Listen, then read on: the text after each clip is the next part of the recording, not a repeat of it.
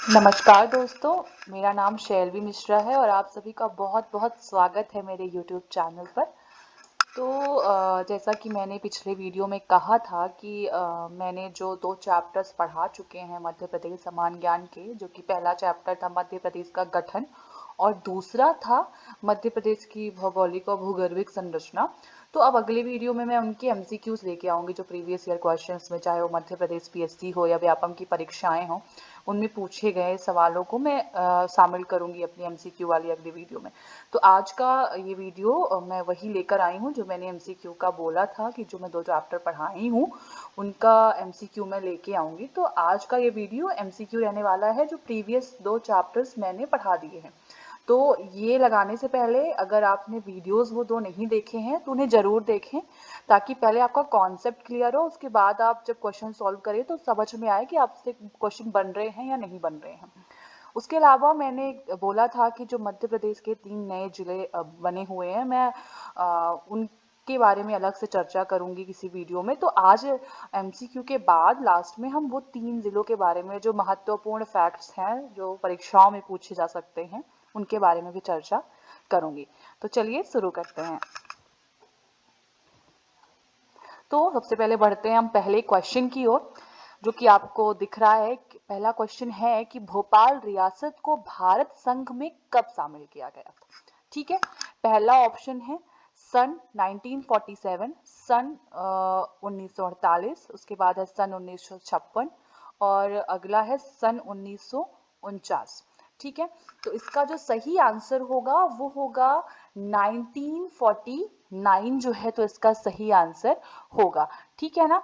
तो जो स्वतंत्रता के प्राप्ति के पश्चात जो है मध्य प्रदेश की सभी रियासतों का जो है ना, तो भारतीय गणराज्य में जो है, तो भारतीय गणराज्य संघ में विलय विलय हुआ था। ठीक है ना। तो जो भोपाल रियासत थी उसका जो विलय हुआ था वो हुआ था सन 1949। इसकी डेट अगर एक्यूरेट मुझे मैं याद कर पा रही हूँ तो 1 जून। ठीक है, तो 1 जून, हाँ, 1949 को जो है तो भोपाल रियासत को भारत संघ में शामिल किया गया था। तो आपको ये याद रखना, ये क्वेश्चन, जो भी क्वेश्चंस मैं आपको करवा रही हूँ, ये सब प्रीवियस ईयर में पूछे गए हैं, चाहे वो व्यापम के एग्जाम्स रहे हो या मध्य प्रदेश पीएससी का प्री एग्जाम रहा हो, उनमें पूछे गए हैं। ठीक है, तो ये पहला हमारा महत्वपूर्ण प्रश्न हुआ कि भोपाल रियासत को भारत संघ में कब शामिल किया गया था। तो हमें याद रखना है कि 1949 में। ठीक है, स्वतंत्रता प्राप्ति के पश्चात। वन आपको अगर डेट पूछे, अगर, क्योंकि कभी कभी होता है ना कि 2 जून 1949 ऐसा ऑप्शन देता है लगातार की डेट्स, तो आपको याद रखना है कि 1 जून। ठीक है ना, तो इस दिन किया गया था। उसके बाद हमारा दूसरा क्वेश्चन है कि वर्तमान मध्य प्रदेश के उत्तरी जिले ब्रिटिश भारत में क्या कहलाते थे। तो पहला ऑप्शन है प्रिंसली स्टेट्स, दूसरा है रजवाड़े, तीसरा है देसी रियासतें। तो इन तीनों नाम से जाने जाते थे। तो इसमें जो हमारा आंसर होगा वो होगा उपरोक्त सभी। ठीक है, प्रिंसली स्टेट, रजवाड़े और देसी रियासतें तीनों ही नाम से जो है तो जाने जाते थे। ठीक है ना। और इनका जो प्रशासन होता था वो अंग्रेजों के जो अधीनस्थ राजा थे उनके हाथों में था। ठीक है ना, वो जो राजा हुआ करते थे वो अंग्रेजों के अधीनस्थ थे। ठीक है ना, तो उन्हीं के जो है तो उन्हीं के द्वारा जो है तो ना इन क्षेत्रों पे जो है तो शासन किया जाता था। ठीक है, उसके बाद जब हम बढ़ते हैं तीसरे क्वेश्चन की ओर, तो ये है कि मध्य प्रदेश की स्थापना इस तारीख को की गई थी। ठीक है, अब देखिए ऑप्शन काफी बार ना बड़ा कंफ्यूजिंग दे देता है। जैसे कि पहला है 1 नवंबर 1955, पहला ऑप्शन हमारा जो दिख रहा है वो है 1 नवंबर 1955, दूसरा है 1 दिसंबर 1956, तीसरा है 1 सितंबर 1956 और चौथा है 1 नवंबर 1956। तो यही सही आंसर होगा। तो जो राइट आंसर होगा वो कौन सा है, ये आपका डी वाला ऑप्शन जो है वो है राइट आंसर होगा। ठीक है, क्योंकि हम जानते हैं कि पहले क्या था कि मध्य प्रदेश 3 स्टेट्स में बटा हुआ था, part A, part B, part C. फिर 1953 में हमने पढ़ा था कि फजल अली आयोग की अध्यक्षता में राज्य पुनर्गठन आयोग का गठन किया गया था, जिन्होंने अपनी रिपोर्ट 1955 में सौंपी। ठीक है ना, 1953 में गठन किया गया था फजल अली आयोग का। ठीक है ना, 1953 में, और 1955 में उन्होंने अपनी रिपोर्ट सौंपी थी। ठीक है, और उसी के तहत, उन्हीं की सिफारिश के तहत 1 नवंबर 1956 को जो है तो मध्य प्रदेश का गठन हुआ, ठीक है ना। तो मध्य प्रदेश का मतलब मध्य प्रदेश की स्थापना हुई थी 1 नवंबर 1956 को। तो इसका जो ऑप्शन है वो लास्ट वाला डी ऑप्शन सही होगा, ठीक है। अब बढ़ते हैं हम चौथे क्वेश्चन की ओर। तो पुनर्गठन से पूर्व भोपाल राज्य क्या था, मतलब इस ऑप्शन में से किसका भाग था? पार्ट ए स्टेट का भाग था, पार्ट सी स्टेट का भाग था, पार्ट बी स्टेट का भाग था, ये आपको बताना है। तो हमने पढ़ा है कि जो पुनर्गठन से जो पूर्व भोपाल जो था वो पार्ट सी के अंदर एक स्वतंत्र प्रांत बनाकर शामिल किया गया था, ठीक है ना। तो हमने यहाँ पे जान लिया कि इसका जो सही आंसर होगा वो आपका बी वाला ऑप्शन होगा कि 1947 को स्वतंत्रता के बाद मध्य प्रदेश 3 स्टेटों में विभाजित था। ये हमने पढ़ा है, पार्ट आ, पार्ट बा और पार्ट सा, मतलब part A, part B, part C में, ठीक है ना। इसमें भोपाल राज्य जो था पार्ट सी स्टेट का भाग बनाया गया था। ये हमने वीडियोस में लेक्चर में पढ़ चुके हैं हम लोग। तो अगर आपने वीडियोस नहीं देखे हैं तो जाकर वीडियोस जरूर देखिए, ठीक है। अब हम अगले क्वेश्चन की ओर बढ़ते हैं। यहाँ पे आपको सही कथन चुनना है, कौन सा इसमें से सही है। पहला है पार्ट ए स्टेट की राजधानी रीवा थी, क्या ये सही होगा? दूसरा है स्टेट सी को मध्य भारत नाम दिया गया, क्या ये सही है? फिर तीसरा है स्टेट बी में बघेलखंड को सम्मिलित किया गया, और चौथा ऑप्शन है स्टेट बी की 2 राजधानियां थी, ठीक है ना। तो अगर हम पहले ऑप्शन में बढ़ते हैं, ठीक है ना, तो स्टेट ए की राजधानी रीवा नहीं थी, ठीक है ना। हम ये चीज जानते हैं कि स्टेट ए जो था उसमें बघेलखंड, महाकौशल, विदर्भ, छत्तीसगढ़ तथा दंडकारण्य रियासतों को मिलाकर पार्टी स्टेट बनाया गया था, और उसकी जो राजधानी थी पार्टी स्टेट की वो थी नागपुर, रीवा नहीं थी, ठीक है। तो जो पार्ट ए स्टेट था उसकी राजधानी क्या थी? नागपुर, ठीक है ना। तो पार्ट ए स्टेट की राजधानी हमें याद रखना है कि नागपुर थी, रीवा नहीं थी, ठीक है। पार्ट सी स्टेट को मध्य भारत का नाम दिया गया था, ये भी ऑप्शन गलत है। हमने पढ़ा था कि मध्य भारत को पार्ट बी स्टेट का दर्जा दिया गया था, ठीक है ना। पार्ट सी स्टेट का दर्जा नहीं दिया गया था, पार्ट सी स्टेट में विंध्य प्रदेश को शामिल किया गया था, ठीक है ना। तो ये जो मध्य भारत है ना, ये part B state, part B state नाम दिया गया था इसे, ठीक है ना। पार्ट सी स्टेट जो था वो विंध्य प्रदेश वाला था, ठीक है ना, जिसकी राजधानी रीवा थी, ठीक है ना। वो पार्ट सी स्टेट था, और जो मध्य भारत, पार्ट सी स्टेट को मध्य भारत नाम दिया गया था, ये ऑप्शन गलत है, क्योंकि मध्य भारत जो है वो पार्ट बी स्टेट में इसको शामिल किया गया था, मध्य भारत वाले क्षेत्र को, ठीक है। उसके बाद है स्टेट बी में बघेलखंड को सम्मिलित किया गया था, ये भी गलत है, क्योंकि बघेलखंड को पार्ट ए स्टेट में सम्मिलित किया गया था, ठीक है ना। बघेलखंड को किसमें सम्मिलित किया गया था? पार्ट ए स्टेट में। और फिर दूसरा आपका अंतिम ऑप्शन है स्टेट बी की 2 राजधानियां थी, तो ये बिल्कुल सही है, क्योंकि स्टेट बी की 2 राजधानियां थी, इंदौर और ग्वालियर, ठीक है ना। तो जो हमारा पार्ट जो डी ऑप्शन है वो सही है, क्योंकि इसकी जो राजधानी थी इंदौर और ग्वालियर थी, 2 राजधानियां थी, बात बिल्कुल सही है, ठीक है ना। पहला ऑप्शन क्यों गलत हुआ? क्योंकि स्टेट ए की राजधानी रीवा दी हुई है, जो कि बिल्कुल गलत है। स्टेट ए की राजधानी जो थी नागपुर थी, ठीक है ना। स्टेट सी जो रीवा थी वो स्टेट सी की राजधानी थी, और स्टेट बी की जो राजधानी थी वो 2 थी, एक थी इंदौर, एक थी ग्वालियर। तो आपको याद रखना, ठीक है। स्टेट ए की बात करें तो राजधानी नागपुर, ठीक है ना। और जो रीवा थी ये किसकी राजधानी थी? स्टेट सी की राजधानी थी, ठीक है। और जो स्टेट बी था, मतलब मध्य भारत वाला जो क्षेत्र था, इसकी 2 राजधानियां थी, इंदौर और ग्वालियर, ठीक है। तो ये महत्वपूर्ण। बढ़ते हैं हम अगले क्वेश्चन की ओर, ठीक है। अगला क्वेश्चन है महाकौशल क्षेत्र किस स्टेट में शामिल किया गया था? अब ये हम लोग कई बार पढ़ चुके हैं कि जो पार्ट ए स्टेट था उसमें central province and Berar, Baghelkhand, Mahakoshal, Vidarbha, Chhattisgarh तथा दंडकारण्य की रियासतों को मिलाया गया था। तो यहाँ से साफ पता चल रहा है कि इसका ऑप्शन क्या होगा? पार्ट ए होगा, ठीक है ना, क्योंकि महाकौशल क्षेत्र को किस स्टेट में शामिल किया गया था? पार्ट ए स्टेट में। अब अच्छा जल्दी से बताइए राजधानी क्या थी इसकी, ऐसे ही रिवाइज करके चलना है आपको। इसकी राजधानी क्या थी पार्ट ए स्टेट की? नागपुर थी, ठीक है ना। पार्ट ए स्टेट की राजधानी क्या थी? नागपुर, ठीक है। उसके बाद अगर हम आते हैं स्टेट बी की क्या राजधानी थी, तो 2 राजधानी थी, इंदौर और ग्वालियर। पार्ट सी स्टेट की क्या थी? रीवा, ठीक है ना, जिसमें भोपाल को एक स्वतंत्र प्रांत के रूप में भी शामिल किया गया था। ठीक है, तो ये अगला क्वेश्चन हमारा हो गया। अब चलते हैं हम 7वें क्वेश्चन की ओर। तो पुनर्गठन के समय ली गई सिरोज तहसील किसका हिस्सा बनी? ठीक है ना, तो ये भी हमने पढ़ा था कि जब पुनर्गठन हुआ था तो जो राजस्थान के कोटा की सिरोज तहसील थी उसको मध्य प्रदेश के विदिशा में मिलाया गया था। कहाँ मिलाया गया था? मध्य प्रदेश के विदिशा में। तो इसका सही आंसर क्या होगा? विदिशा।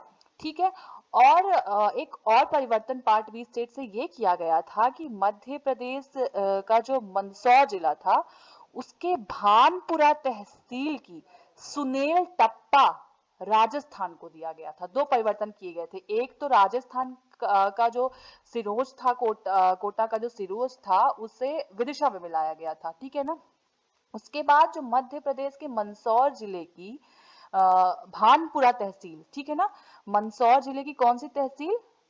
मंदसौर जिले की, मंदसौर जिला था, ठीक है ना, ये जिला था, इसकी भानपुरा तहसील थी। भानपुरा तहसील, तहसील का जो सुनेल टप्पा था, सुनेल टप्पा, ठीक है, सुनील टप्पा ये जो है, तो ये राजस्थान को दे दिया गया था। तो ये दो परिवर्तन पार्ट बी स्टेट से किए गए थे। एक तो वहां के कोटा की जो सिरोज तहसील थी उसको विदिशा में मिलाया गया था, और दूसरा जो है तो मध्य प्रदेश का जो मंदसौर जिला है उसके भानपुरा तहसील की सुनील टप्पा राजस्थान को दिया गया था। तो ये दो बड़े परिवर्तन जो है तो पार्ट बी स्टेट से किए गए थे। ठीक है ना, तो ये हमें ध्यान रखना है। अब चलिए बढ़ते हैं अगले क्वेश्चन की ओर।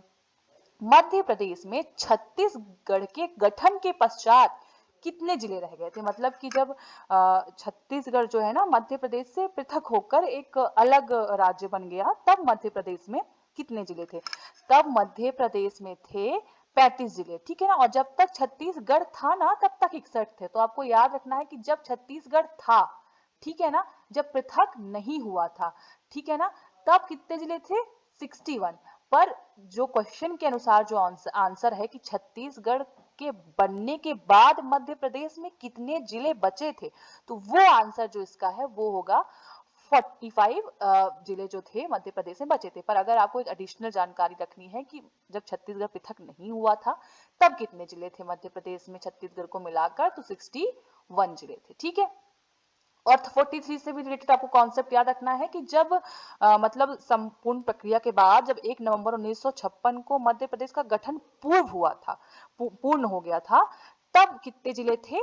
तब 43 थे। जब मतलब 1956 में जब मध्य प्रदेश का जो पुनर्गठन हुआ था उस समय कितने थे? तो उस समय कितने जिले थे? 43। तो ये तीन महत्वपूर्ण फैक्ट आपको याद रखने हैं। एक तो 45 जब छत्तीसगढ़ अलग हो गया तब बचे, और जब तक अलग नहीं था मतलब कि अलग होने से पहले तक 61 थे, और जब 1 नवंबर 1956 को मध्य प्रदेश का गठन हुआ था उस समय कितने जिले थे? तो उस समय 43 थे। ठीक है ना, एक आप हमेशा ना तरीका याद रखिए, जब भी आप एमसीक्यू सॉल्व करिए तो सिर्फ आंसर मत पढ़ लीजिए उसका, अगर उस क्वेश्चन के ऑप्शंस में कुछ ऐसे ऑप्शंस भी हैं जो महत्वपूर्ण है अपने आप में, तो उनके बारे में भी जानने की कोशिश करिए। ठीक है, इससे क्या होगा कि आप एक क्वेश्चन से आप 4 क्वेश्चंस उसके अंदर बना लेंगे, है ना, क्योंकि आप एक तो आंसर उस क्वेश्चन का ही, बाकी तीनों ऑप्शन से भी आप कुछ ना कुछ जान लेंगे कि नहीं ये क्या था ये क्या था। तो ऐसा किया करिए, सभी ऑप्शंस को थोड़ा बहुत समझा करिए अगर वो इंपॉर्टेंट है तो। उसके बाद है, निम्नलिखित में से कौन सा नगर जिला मुख्यालय नहीं है?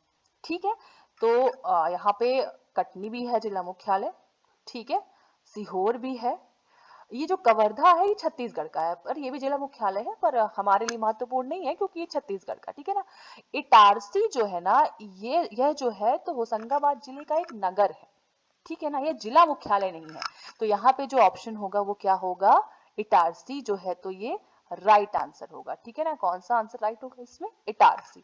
ठीक है ना, यह मध्य प्रदेश का सबसे बड़ा रेलवे जंक्शन भी है, ठीक है, पर जिला मुख्यालय नहीं है। बाकी जो कटनी है, सीहोर है, ये जिला मुख्यालय है, कवर्धा भी जिला मुख्यालय है, पर वो छत्तीसगढ़ में है। ठीक है, ये क्वेश्चन हो गया। अब हम बढ़ते हैं अगले क्वेश्चन की ओर। किन जिलों का समूह बुंदेलखंड क्षेत्र में आता है? ठीक है, ये हमको यहाँ पे देखना है।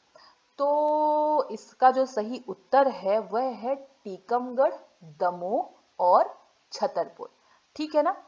तो जो बुंदेलखंड वाला जो क्षेत्र है उसमें ये जिले आते हैं। इसके अतिरिक्त दतिया और शिवपुरी भी आते हैं। और कौन से जिले भी अगर हम बात करें तो आपका ना दतिया आता है, दतिया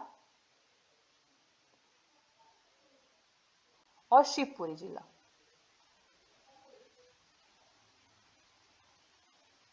शिवपुरी भी आता है। ठीक है ना। तो ये किस वाले क्षेत्र में आते हैं, बुंदेलखंड वाले क्षेत्र में। ठीक है ना। और यहाँ पे ये किससे निर्मित है ना ये वाला क्षेत्र, तो याद रखना है ग्रेनाइट व नीस की चट्टानों से ये निर्मित है। ठीक है। बुंदेलखंड का जो क्षेत्र है ना ये किस ग्रेनाइट व नीस की चट्टानों से जो है तो निर्मित है। ठीक है ना। अब अगला क्वेश्चन है हमारा कि मध्य प्रदेश के 2003 में नवनिर्मित जिले कौन कौन से थे। ये भी हमने बहुत अच्छे से पढ़ा था। ठीक है ना कि 2003 में नवनिर्मित जिले कौन से हैं। ऑप्शन के अनुसार अगर हम बात करें तो यहाँ पे जो सही आंसर होगा वो होगा बुरहानपुर। ठीक है। पर हमको इससे संबंधित और भी जानकारी याद रखनी है। तो ये बात है 15 अगस्त 2003 की। ठीक है। ये जो बात है कब की है, 15 अगस्त 2003 की। इस मतलब इस डेट को बुरहानपुर के अलावा दो और नए जिले बनाए गए थे। वो था अशोकनगर था एक कौन सा जिला था, अशोकनगर। ठीक है। 3 नए जिले बनाए गए थे। आपको याद रखना है कि 15 अगस्त 2003 को जो है ना तो 3 नए जिले बनाए गए थे। पहला तो आपने पढ़ा बुरहानपुर, क्वेश्चन के हिसाब से जो जो आंसर है वो अशोकनगर बुरहानपुर। दूसरा हो गया अशोकनगर और जो तीसरा था वो था अनूपपुर। तीसरा क्या था हमारा, अनूपपुर था। ठीक है। तीसरा जो हमारा ऑप्शन है, तीसरा जो हमारा जिला था वो था अनूपपुर। ठीक है। तो 3 नए जिले जो है ना तो बनाए गए थे, बुरहानपुर, अशोकनगर, अनूपपुर। अब हमको याद रखना है किससे पृथक करके बनाए गए थे। ठीक है। तो जो बुरहानपुर था वो बनाया गया था खंडवा से पृथक करके, खंडवा से अलग करके बनाया गया था बुरहानपुर। ठीक है। खंडवा से अलग करके कौन बनाया गया था, बुरहानपुर। ठीक है। अशोकनगर किससे अलग करके बनाया गया था, तो वो अलग करके बनाया गया था गुना से। ठीक है। ठीक है। और जो अनूपपुर था वो बनाया गया था शहडोल से पृथक करके। ठीक है। वो किससे पृथक करके बनाया गया था, शहडोल से। ये आपको 3 महत्वपूर्ण चीज ध्यान रखनी है कि क्वेश्चन के हिसाब से अगर ऑप्शन है तो बुरहानपुर है, पर अगर हम बात करें तो इस डेट को 15 अगस्त 2003 को 3 नए जिले बनाए गए थे, बुरहानपुर, अशोकनगर, अनूपपुर। बुरहानपुर खंडवा से अलग करके बनाया गया था, अशोकनगर गुना से और अनूपपुर शहडोल से। एक चीज मैं आपको बता दूं कि अभी क्या है कि मैं राइटिंग पैड में लिखना मतलब शुरुआती तौर पे मैं लिख रही हूँ, तो जो उतनी अच्छे से अभी आदत नहीं है, तो थोड़ा सा लिखते समय डगमगा जाता है और थोड़ा गलत लिख जाते हैं, तो आप थोड़ा उससे नजरअंदाज करें। मैं धीरे धीरे सीख रही हूँ, तो कुछ दिनों में वो सही हो जाएगा, तो उसके लिए माफी चाहूंगी। फिर अगले क्वेश्चन की ओर हम बढ़ते हैं कि मध्य प्रदेश में वर्ष 2008 में नवनिर्मित जिले कौन से, ऑप्शन में से कौन से हैं, है ना। तो ये भी हमने पढ़ा था। तो 2008 में ऑप्शन के हिसाब से जो है ना तो आपका ये दोनों ही शामिल है, अलीराजपुर भी और सिंगरौली भी। ठीक है ना। तो अब आपको ये ध्यान रखना है कि किससे किससे पृथक किया गया था। तो जो अलीराजपुर था इससे ना झाबुआ से पृथक करके बनाया गया था। ठीक है। किससे पृथक करके इसका इसका निर्माण किया गया, झाबुआ से। ठीक है। और जो सिंगरौली था इसको सीधी से पृथक करके जो है तो नया जिला बनाया गया था। ठीक है। सीधी से पृथक करके नया जिला बनाया गया था, ये आपको ध्यान रखना है। तो इसलिए इसका जो ऑप्शन राइट आंसर होगा वो सी होगा, आ व दोनों। ठीक है। ये राइट आंसर होगा। ठीक है। अब आपको मैं एक और महत्वपूर्ण चीज बता दूं कि 2008 में और भी अलग अलग डेट पर कुछ और भी जिले गठन किए गए थे। पहला तो जैसे ये अलीराजपुर है ना, ये बनाया गया था 17 मई 2008 को। ठीक है ना। इसकी डेट आपको याद रखना है 17 मई। ठीक है। 2008 को अलीराजपुर बनाया गया। उसके बाद जो सिंगरौली है ये 24 मई 2008 को बनाया गया था। ये कब बनाया गया, 24 मई को। ठीक है। इसके अलावा जो है ना तो एक महत्वपूर्ण जो काम 2008 में बदलाव हुआ था वो ये था कि 14 जून, आपको डेट याद रखनी है, 14 जून 2008 को ही शहडोल संभाग बनाया गया था। ठीक है, किस संभाग का गठन किया गया था? शहडोल संभाग का। ठीक है, ये जो है तो एक नया संभाग बनाया गया था, शहडोल। ठीक है, तो ये चीज आपको ध्यान रखनी है। ठीक है, अब हम बढ़ते हैं अगले क्वेश्चन की ओर। ठीक है, तो अगला क्वेश्चन ये है कि मध्य प्रदेश की गठन के समय कुल जिलों की संख्या कितनी थी? ये मैंने पिछले क्वेश्चन में आपको बताया था, है ना। तो जब मध्य प्रदेश का गठन हुआ था तब जिलों की संख्या 43 थी। इसमें अब चर्चा नहीं करूंगी क्योंकि ये मैं आपको पहले ही बता चुकी हूँ। ठीक है, उसके बाद 1972 में क्या हुआ? 1972 में भोपाल व राजनांदगांव दो नए जिले बनाए गए थे। भोपाल व राजनांदगांव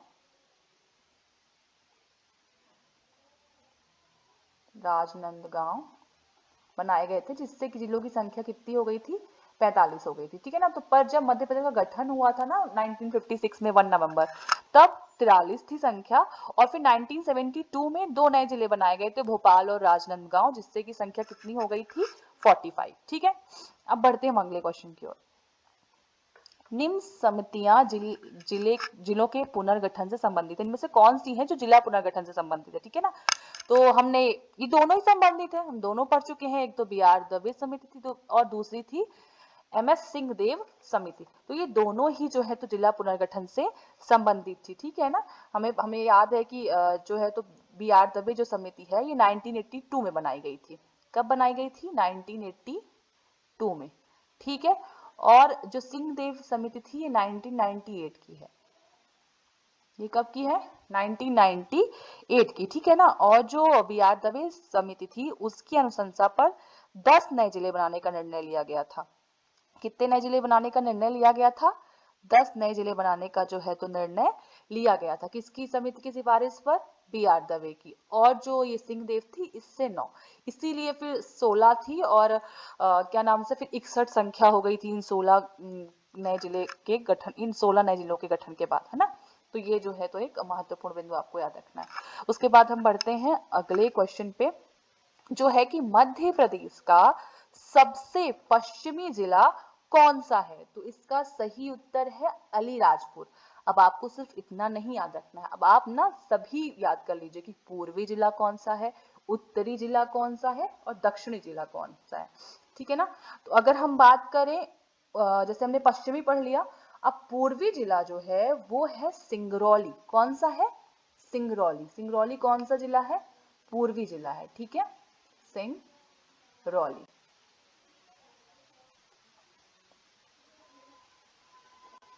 ये कौन सा जिला है? पूर्वी जिला है। ठीक है, उसके बाद आपको याद रखना है उत्तरी जिला कौन सा है? तो उत्तरी जिला है मुरैना। उत्तरी जिला कौन सा है? मुरैना। ठीक है, और अगर मैं बात करूं दक्षिणी जिले की तो वो है बुरहानपुर, जो आपको सी ऑप्शन में दिख रहा है ना, ये दक्षिणी जिला है। तो हमें याद रखना है पश्चिमी जिला हो गया अलीराजपुर, पूर्वी जिला है सिंगरौली, उत्तरी जिला है मुरैना और दक्षिणी जिला है बुरहानपुर। ठीक है ना। तो देखिए इस क्वेश्चन से हमें 3-4 फैक्ट्स मिल गए, है ना। तो कोशिश करिए कि एक क्वेश्चन से आप ना 3 से 4 फैक्ट्स जो है निकालने की कोशिश करिए। ठीक है, अब हम बढ़ते हैं अगले क्वेश्चन की ओर। अगला क्वेश्चन हमारा है कि निम्न में से कौन सा जो जिला है वो 49वां जिला बनाया गया था? ठीक है ना, 49वें जिले के रूप में किसका गठन किया गया था? तो अभी जो हमने पढ़ा ना कि झाबुआ से अलीराजपुर अलग करके बनाया गया था, तो वही सही है कि जो अलीराजपुर था ये 49th जो है तो जिला बनाया गया था। इसको हमने पढ़ा है किससे पृथक करके बनाया गया था? झाबुआ से। कब बनाया गया था? ये भी हमने प्रीवियस वाले क्वेश्चन में पढ़ा है कि 17 मई 2008 को झाबुआ से अलीराजपुर को पृथक करके एक नया जिला बनाया गया था। ठीक है, उसके बाद हम बढ़ते हैं अगले क्वेश्चन में कि बघेलखंड मध्य प्रदेश के भाग में स्थित है, मतलब किस भाग में स्थित है? ठीक है ना। तो पहला है उत्तर पूर्वी ऑप्शन, दूसरा है दक्षिणी, तीसरा है उत्तरी और चौथा है पश्चिमी। इसका जो सही आंसर है वो है उत्तर पूर्वी। तो इसका सही आंसर क्या होगा?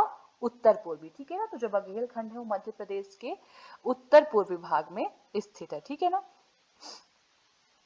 और जो बघेलखंड के कुछ जिले उत्तर प्रदेश तथा कुछ मध्य प्रदेश में भी हैं, ये भी आप चीज ध्यान रखें।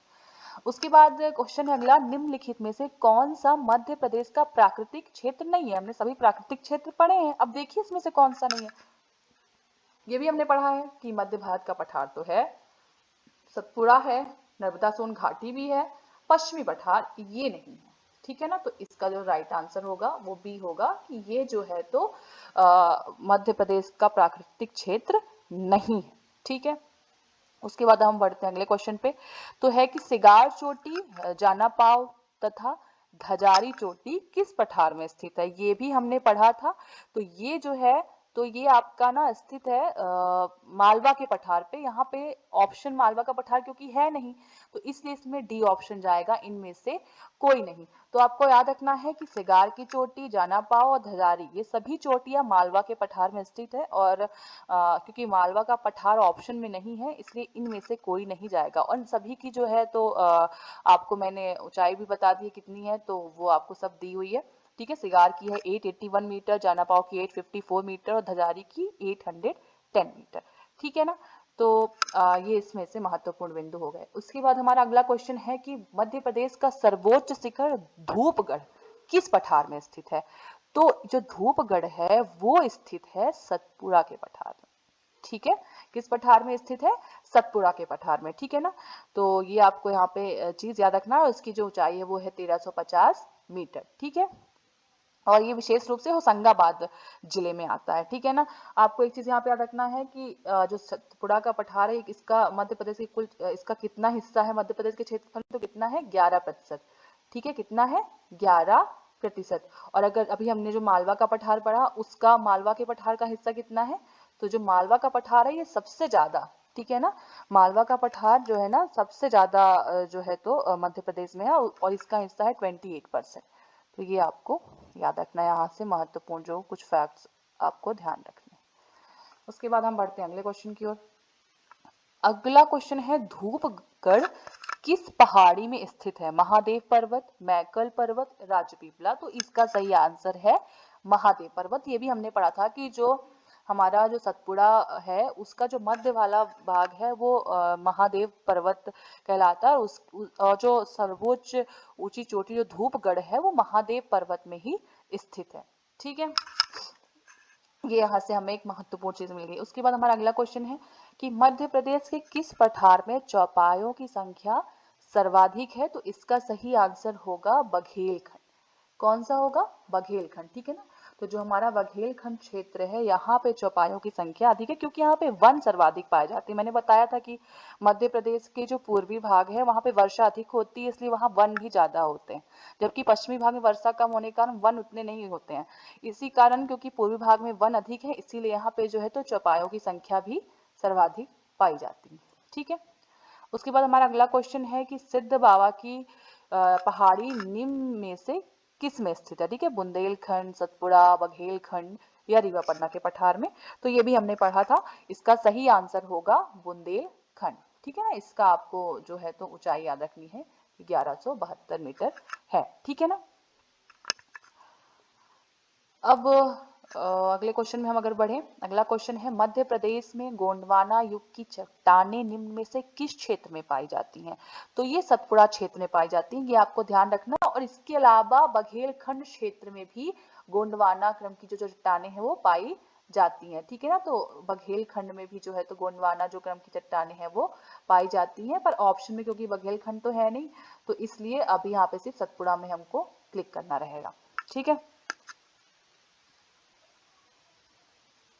अगले क्वेश्चन की ओर बढ़ते हैं। मध्य प्रदेश की सबसे ऊंची चोटी धूपगढ़ स्थित है, रिपीटेड क्वेश्चन है आपका ना, तो महादेव पहाड़ी में स्थित है, ये हमने अभी पढ़ा है। अब देखिए ये क्वेश्चन कितनी बार पूछा गया है, आपको दिख रहा है कि जेल प्रहरी में 2017 में पूछा गया, पटवारी का जो 2017 का एग्जाम था उसमें भी ये पूछा गया है। ठीक है ना, यहाँ पे जो मतलब मैं थोड़ा सा विस्तार में जो चीजें लिखी हूँ आप उनको पढ़ सकते हैं, वैसे मैं बता ही देती हूँ बोल करके, पर अगर आप एक बार पढ़ सकते हैं जो भी मैं क्वेश्चन के नीचे जो उसका डिस्क्रिप्शन दी रहती हूँ। ठीक है, तो ये क्वेश्चन बहुत बार पूछा गया है, ध्यान रखना। उसके बाद अगला क्वेश्चन है मध्य प्रदेश में धारवाड़ क्रम की चट्टानें कहाँ नहीं पाई जाती हैं? ये आपको बताना है, वो आगे थोड़ा सा नहीं दिख रहा है, तो कहाँ नहीं पाई जाती है ये क्वेश्चन है। ठीक है ना, तो खंडवा में जो है तो डेक्कन क्रम की चट्टानें पाई जाती हैं। ये यहाँ पे जो ऑप्शन होगा सही वो सी होगा कि खंडवा में धारवाड़ क्रम की चट्टानें नहीं पाई जाती हैं, ठीक है ना। तो जो धारवाड़ क्रम की चट्टानें हैं वो आपके बालाघाट में भी हम लोग ने पढ़ा था, ठीक है ना। दो उपक्रम पढ़े थे उसके ये दोनों उपक्रम हमने पढ़े थे, ठीक है ना। तो बालाघाट, जबलपुर व रीवा, इन सभी जगह पे जो है ना तो ये धारवाड़ क्रम की जो चट्टानें हैं वो पाई जाती हैं, ठीक है ना। तो इसमें जो गलत ऑप्शन है वो है, मतलब जो सही ऑप्शन है, मतलब जो इसका खंडवा है, क्योंकि यहाँ पे धारवाड़ क्रम की चट्टानें नहीं पाई जाती हैं, ठीक है। उसके बाद है मध्य प्रदेश में कुड़प्पा क्रम की चट्टानें कहाँ पाई जाती हैं। तो मध्य प्रदेश में कुड़प्पा क्रम की चट्टानें जो हैं तो ये ग्वालियर, पन्ना व छतरपुर वाले क्षेत्र में तीनों जगह पे पाई जाती है। बिजवार मतलब ग्वालियर हम लोग ने पढ़ा था ये वीडियोस में। तो इसका जो ऑप्शन होगा डी, ये सभी होंगे, ठीक है। अब अगला क्वेश्चन है कि मध्य प्रदेश के किस जिले में धारवाड़ सैर समूह को सौंसर सीरीज के नाम से जाना जाता था, ठीक है ना। तो ये यहाँ पे ना धारवाड़ है, इसको आप थोड़ा सा सही कर लीजिएगा, ये धारवाड़ लिखा हुआ है, ठीक है ना। तो मध्य प्रदेश के जो आपका ये जो छिंदवाड़ा जिला है ना, वहां पे जो है तो धारवाड़ जो सैर समूह है उसको सौंसर सीरीज के नाम से जाना जाता है। ये सब हमने पढ़ा है, इसीलिए मैं उतना विस्तार से आपको बता नहीं रही हूँ। अगर आपको पढ़ना है तो आप मेरे वीडियोस देख लीजिए, आपको वहां पे समझ में आ जाएगा, ठीक है। फिर उसके बाद हम बढ़ते हैं अगले क्वेश्चन की ओर। तो जो हमारा अगला क्वेश्चन है वो है मध्य प्रदेश के बालाघाट जिले में पाई जाने वाली धारवाड़ शहर समूह को किस सीरीज के नाम की संज्ञा दी जाती है, किस सीरीज के नाम से जाना जाता है। तो इसका आंसर है चिपली, ठीक है ना। किस सीरीज के नाम से जाता है, चिपली सीरीज। तो मध्य प्रदेश के जो बालाघाट जिले में पाई जाती है धारवाड़ शहर समूह, उसको चिपली के नाम से जाना जाता है, ठीक है, उसको चिपली सीरीज। तो अगला क्वेश्चन है कि पन्ना की प्रसिद्ध हीरे की खदानें इनमें से किस सीरीज के अंतर्गत आती हैं। तो इसका जो सही ऑप्शन है वो बिजवार सीरीज है, ठीक है ना। आप जो नीचे डिस्क्रिप्शन डिटेल में दिया आप उसको पढ़ सकते हैं, ठीक है ना। क्योंकि मैंने ये वीडियोस में पढ़ाए हैं तो मैं इतना विस्तार से चर्चा इनमें नहीं करूंगी, ठीक है। अगला हमारा क्वेश्चन है कि मध्य प्रदेश में सबसे बड़ा भूभाग किस क्षेत्र में आता है। ये तो हमने पढ़ा है, तो अभी भी पढ़ा कि 28% मालवा का पठार, तो ना तो ये 28% हिस्सा जो है ये सबसे बड़ा भूभाग है ये, ठीक है ना। सबसे ज्यादा क्षेत्र ये कवर करता है। तो इसका आंसर जो सही है वो है मालवा का पठार, ठीक है। उसके बाद अगला क्वेश्चन है निम्नलिखित में से मध्य प्रदेश के किस भाग में सबसे अधिक चोटियां हैं। तो उसका सही आंसर है सतपुड़ा, ठीक है। उसका क्या है, सही आंसर आपका सतपुड़ा होगा कि यहाँ पे सबसे अधिक ऊंची चोटी। अगला क्वेश्चन है कि जिला बनने से पहले भोपाल किस जिले की तहसील था। तो भोपाल जो है वो सीहोर जिले की तहसील था, ये आपको ध्यान रखना है, ठीक है ना। तो जब मध्य प्रदेश का मतलब गठन हुआ था तो जो भोपाल था वो सीहोर जिले का हिस्सा था, ठीक है ना। उसके बाद जो है ना तो यह 1972 में विभाजित किया गया, 1972 में एक नया जिला भोपाल फिर बनाया गया था, बाद में फिर उसको अलग किया गया। पहले यह जो था वो सीहोर जिले की एक तहसील था, ठीक है ना। उसके बाद हमारा अगला क्वेश्चन है 1998 में मध्य प्रदेश के बड़े जिलों में से कितने जिलों का निर्माण हुआ। तो हमने पढ़ा है कि बी आर दवे और सिंह निर्देश समिति की सिफारिश पर 16 नए जिलों का निर्माण किया गया था, ठीक है। ये अभी हम पीछे इसको पढ़ चुके हैं और सब कुछ इसके बारे में जान चुके हैं, तो इसमें हम ज्यादा चर्चा हम नहीं करेंगे। उसके बाद अगला क्वेश्चन है निम्नलिखित जिलों में से किसका पुराना नाम ईशागढ़ था, ठीक है। तो ये एक थोड़ा अलग तथ्य आपको ध्यान रखना है कि जो गुना था उसका जो पुराना नाम था वो ईशागढ़ था, ठीक है। तो ये आपको एक चीज यहाँ पे ध्यान रखनी है। उसके बाद अगला क्वेश्चन है कि निम्नलिखित में से मध्य प्रदेश का 51वां जिला है कौन सा है आपको। तो ये आगर मालवा है, ठीक है ना। हमने ये सब डिटेल में पढ़ा हुआ है तो इतना मैं चर्चा इसके बारे में नहीं करूंगी, ठीक है। पर आपको छोटी मोटी चीजें याद रखनी है कि ये जो आगर मालवा है ये 16 अगस्त 2013 को, कब, 16 अगस्त 2013 को इसे शाजापुर से अलग करके एक नया जिला बनाया गया था। किससे अलग करके, शाजापुर से, ठीक है। शाजापुर से अलग करके एक नया जिला बनाया गया था, कब, 16 अगस्त 2013 को, ठीक है। तो ये जो है तो कुछ महत्वपूर्ण क्वेश्चन थे जो हमने दो चैप्टर्स कंप्लीट किए हैं, मध्य प्रदेश का गठन और मध्य प्रदेश की भौगोलिक और भूगर्भिक संरचना, उनसे, ठीक है ना। ये प्रीवियस ईयर क्वेश्चंस जो है, प्रीवियस एग्जाम्स में ये क्वेश्चंस पूछे गए हैं उन्हीं को मैंने शामिल किया है, ठीक है ना। अब मैंने बोला था कि जो 3 नए जिले बने हैं उनके बारे में महत्वपूर्ण फैक्ट मैं आपको बता दूंगी, तो मैंने महत्वपूर्ण फैक्ट लिखे हुए हैं, या तो आप उन्हें लिख लें, क्योंकि जो भी है वो मैंने लिख दिया, तो इसमें समझाने जैसा कुछ है नहीं, है ना, ठीक है। तो जो आपका 53वां जिला बना है वो है मऊगंज। अब इसको किससे पृथक करके बनाया गया है, तो रीवा से, ये आपको ध्यान रखना है।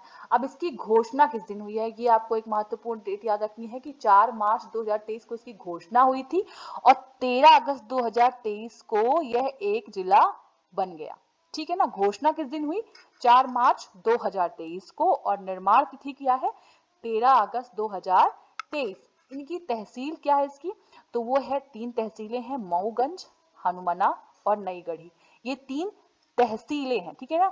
इसका लोकसभा क्षेत्र जो है वो है रीवा, ठीक है, और विधानसभा क्षेत्र 2 हैं जो है मऊगंज व देवतलाव, ठीक है ना। तो यहाँ पे से आपको 3 महत्वपूर्ण चीजें पता चली कि तहसील 3 है जो कि है मऊगंज, हनुमना, नई गढ़ी, ठीक है। लोकसभा क्षेत्र है रीवा और विधानसभा क्षेत्र 2 है जो है मऊगंज व देवतलाव, ठीक है। और प्रथम कलेक्टर इसके अजय श्रीवास्तव बनाए गए हैं व प्रथम पुलिस अधीक्षक वीरेंद्र जैन बनाए गए हैं, ठीक है। प्रथम कलेक्टर अजय श्रीवास्तव व प्रथम पुलिस अधीक्षक वीरेंद्र जैन, ठीक है। फिर हमारा जो 54वां जिला है वो है पारहुना छिंदवाड़ा से इसको पृथक करके बनाया गया है। कब बनाया गया है, इसकी जो घोषणा थी 24 अगस्त 2023 को की गई थी, घोषणा की गई थी, और इसकी जो निर्माण तिथि है वो है 5 अक्टूबर 2023। इसकी 2 तहसीलें हैं, एक है पारहुना और दूसरी है सौंसर, ठीक है। लोकसभा क्षेत्र छिंदवाड़ा है और विधानसभा क्षेत्र पारहुना और सौंसर है, ठीक है ना। तहसील है 2 और विधानसभा क्षेत्र है 2, तहसील है पारहुना और सौंसर और विधानसभा है पारहुना और सौंसर, और लोकसभा क्षेत्र कौन सा है, छिंदवाड़ा, ठीक है। प्रथम जो इसके कलेक्टर हैं वो है अजय देव शर्मा, कौन है, अजय देव शर्मा। आपको थोड़ा ना नाम ध्यान रखिएगा, ये जो थे वो थे अजय श्रीवास्तव, वहां के मऊगंज के प्रथम कलेक्टर, और जो पारहुना के हैं वो है अजय देव शर्मा, और पुलिस अधीक्षक जो है वहां के पहले वो है राजेश त्रिपाठी, राजेश त्रिपाठी प्रथम पुलिस अधीक्षक हैं। और एक महत्वपूर्ण चीज आपको याद रखना है कि यह मध्य प्रदेश का पूर्णतः मराठी भाषी जिला है, ठीक है ना। अब जब पारहुना जिले के गठन के बाद अब मध्य प्रदेश का जो छिंदवाड़ा पहले सबसे बड़ा जिला हुआ करता था, ठीक है ना, अब कौन होगा, शिवपुरी होगा, ठीक है ना, क्योंकि अब पारहुना पृथक हो गया, उसके बाद की ये कंडीशन है कि अब शिवपुरी जो है तो सबसे बड़ा जिला होगा पारहुना के पृथक होने के बाद, ठीक है ना, पहले छिंदवाड़ा हुआ करता था। अगला क्वेश्चन हमारा है 55वां जिला, वो है मैहर, जिसे कि सतना से पृथक करके बनाया गया है। इसकी निर्माण तिथि 5 अक्टूबर 2023 है। इसकी 3 तहसीलें हैं, मैहर, अमरपाटन और रामनगर, ठीक है। लोकसभा क्षेत्र सतना है, विधानसभा क्षेत्र है मैहर व अमरपाटन, ठीक है। प्रथम इसकी जो कलेक्टर थी वो है रानी बाटत और प्रथम पुलिस अधीक्षक है सुधीर अग्रवाल, ठीक है। तो 55वां जिला हमारा मैहर बना, सतना से पृथक किया गया, निर्माण तिथि है 5 अक्टूबर 2023, 3 तहसीलें हैं मैहर, अमरपाटन, रामनगर, लोकसभा क्षेत्र है सतना, विधानसभा क्षेत्र है मैहर व अमरपाटन, प्रथम कलेक्टर रानी बाटट, प्रथम पुलिस अधीक्षक सुधीर अग्रवाल को बनाए गए, ठीक। तो ये आज का हमारा एक महत्वपूर्ण वीडियो अब समाप्त हो गया है, हो चुका है। जो भी एमसीक्यू थे वो सब प्रीवियस में पूछे गए हैं, इंपॉर्टेंट है। आप एमसीक्यू लगाने से पहले वो दोनों जो मैंने चैप्टर पढ़ाए उनको पढ़ लीजिए, तभी एमसीक्यू लगाइए, तभी आपको जो है तो चीजें समझ में आएंगी, ठीक है। और आशा करती हूँ कि आपको वीडियो महत्वपूर्ण लगी होगी, और अगर अच्छी लगी है तो और ज़रूरतमंद लोगों तक भी इसको पहुँचाइए, जिससे ज़्यादा से ज़्यादा लोग इसका लाभ उठा सकें, और चैनल को सब्सक्राइब करें। अब अगले वीडियो में मैं नेक्स्ट चैप्टर मध्य प्रदेश समान ज्ञान का लेकर आऊँगी, तो अब हम मिलते हैं नेक्स्ट वीडियो में। बहुत बहुत धन्यवाद।